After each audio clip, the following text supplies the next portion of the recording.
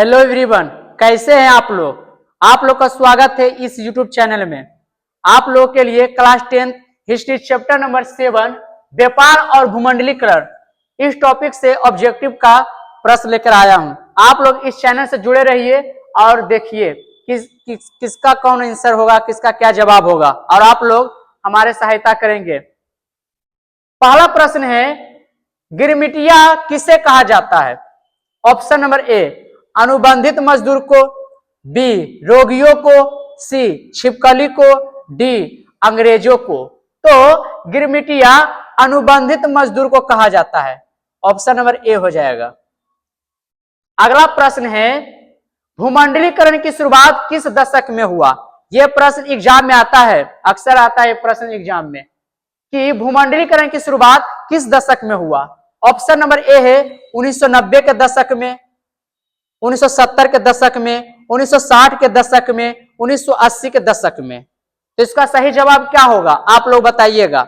इसका सही जवाब होगा 1990 के दशक में, ऑप्शन नंबर ए। अगला प्रश्न है, पहला विश्व बाजार के रूप में कौन सा शहर उभर कर आया। पहला विश्व बाजार के रूप में कौन सा शहर उभर कर आया। ऑप्शन नंबर ए है अलेक्जेंड्रिया, बी दिलभुन, सी मैनचेस्टर, डी बहरीन। तो पहला विश्व बाजार के रूप में अलेक्जेंड्रिया शहर उभर कर आया। इसका आंसर हो जाएगा ऑप्शन नंबर ए अलेक्जेंड्रिया। अगला प्रश्न, ब्रेटन वुड्स सम्मेलन संयुक्त राष्ट्र मौद्रिक एवं वित्तीय सम्मेलन किस वर्ष हुआ। ब्रेटन वुड्स सम्मेलन किस वर्ष हुआ। ऑप्शन नंबर ए है 1947, बी है 1948, सी है 1944, डी है 1952। इसका सही जवाब क्या होगा। तो ब्रेटन वुड्स सम्मेलन 1944 को हुआ था। ऑप्शन नंबर सी हो जाएगा। अगला प्रश्न है, विश्व व्यापी आर्थिक संकट किस वर्ष आरंभ हुआ। विश्व व्यापी आर्थिक संकट किस वर्ष आरंभ हुआ। ऑप्शन नंबर ए 1914, 1922, 1929, 1927। इसका सही जवाब हो जाएगा 1929 में, ऑप्शन नंबर सी। अगला क्वेश्चन है, आलू अकाल किस देश में हुआ था। आलू अकाल किस देश में हुआ था।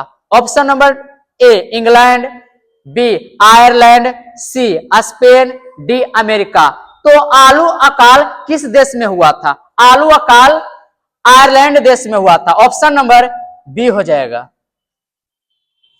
अगला प्रश्न है, सिकंदर कहां का निवासी था। सिकंदर कहां का निवासी था। रोम, चीन, यूनान, मिस्र। तो रोम, तो सिकंदर यूनान देश के था। ऑप्शन नंबर सी हो जाएगा। अगला प्रश्न, अमेरिकी मुद्रा का नाम क्या है। आप लोग जानते ही होंगे कि अमेरिका के पैसा को क्या कहा जाता है, जिसे भारत के पैसा को कहा जाता है रुपया। तो अमेरिका में जो मुद्रा होता है उसको क्या बोला जाता है, पौंड, डॉलर, मार्क, रूबल। तो इसका आंसर हो जाएगा ऑप्शन नंबर बी डॉलर। अगला प्रश्न है, प्राचीन काल में किस स्थल मार्ग से एशिया यूरोप का व्यापार होता था। प्राचीन काल में किस स्थल मार्ग से एशिया और यूरोप का व्यापार होता था। ऑप्शन नंबर ए है सूती मार्ग, बी रेशम मार्ग, सी उत्तरी पथ, डी दक्षिणी पथ। तो इसका जवाब होगा ऑप्शन नंबर बी रेशम मार्ग। अगला प्रश्न, आर्थिक संकट के कारण यूरोप में कौन सी नई शासन प्रणाली का उदय हुआ। आर्थिक संकट के कारण यूरोप में कौन सी नई शासन प्रणाली का उदय हुआ। तो यहां पर 4 प्रश्न हैं, देखिए क्या इसका जवाब होगा, बताइएगा आप लोग। पहला है साम्यवादी शासन प्रणाली, बी लोकतांत्रिक शासन प्रणाली, सी फासीवादी नाजीवादी शासन, ऑप्शन नंबर डी पूंजीवादी शासन प्रणाली। तो आर्थिक संकट के कारण यूरोप में फासीवादी नाजीवादी शासन उदय हुआ। ऑप्शन नंबर सी हो जाएगा।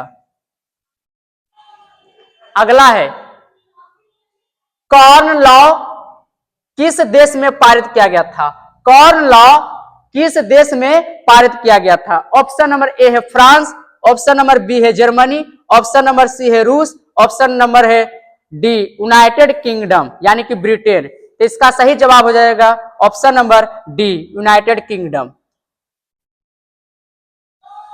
अगला प्रश्न है, गिरमिटिया मजदूर बिहार के किस क्षेत्र से भेजे जाते थे? यह प्रश्न है, गिरमिटिया मजदूर बिहार के किस क्षेत्र से भेजे जाते थे? यह प्रश्न आता है एग्जाम में, तो इसका जवाब बताइएगा आप लोग। ऑप्शन नंबर ए है पूर्वी क्षेत्र, ऑप्शन नंबर बी है पश्चिमी क्षेत्र, ऑप्शन नंबर सी है उत्तरी क्षेत्र, ऑप्शन नंबर डी है दक्षिणी क्षेत्र। तो गिरमिटिया मजदूर बिहार के पश्चिमी क्षेत्र से भेजे जाते थे, ऑप्शन नंबर बी हो जाएगा। अगला प्रश्न है, आधुनिक युग में अर्थव्यवस्था के क्षेत्र में होने वाली सबसे बड़ी क्रांति कौन सी थी? आधुनिक युग में अर्थव्यवस्था के क्षेत्र में होने वाली सबसे बड़ी क्रांति कौन सी थी? ऑप्शन नंबर ए वाणिज्य क्रांति, ऑप्शन नंबर बी औद्योगिक क्रांति, ऑप्शन नंबर सी साम्यवादी क्रांति, ऑप्शन नंबर डी भौगोलिक खोज। तो बताइएगा इसका सही जवाब क्या होगा? इसका जवाब होगा ऑप्शन नंबर बी औद्योगिक क्रांति। अगला प्रश्न है, द्वितीय महायुद्ध के बाद यूरोप में कौन सी संस्था का उदय आर्थिक दुष्प्रभाव को समाप्त करने के लिए हुआ? यह प्रश्न है, फिर से इसको पढ़ रहा हूं। द्वितीय महायुद्ध के बाद यूरोप में कौन सी संस्था का उदय आर्थिक दुष्प्रभाव को समाप्त करने के लिए हुआ? Option number A SAARC, option number B NATO, option number C OPEC, option number D यूरोपीय संघ। इसका सही जवाब होगा यूरोपीय संघ। इस प्रकार चैप्टर नंबर 7 का ऑब्जेक्टिव का प्रश्न समाप्त होता है और आप लोग को इस चैनल में जुड़े रहने के लिए बहुत बहुत धन्यवाद।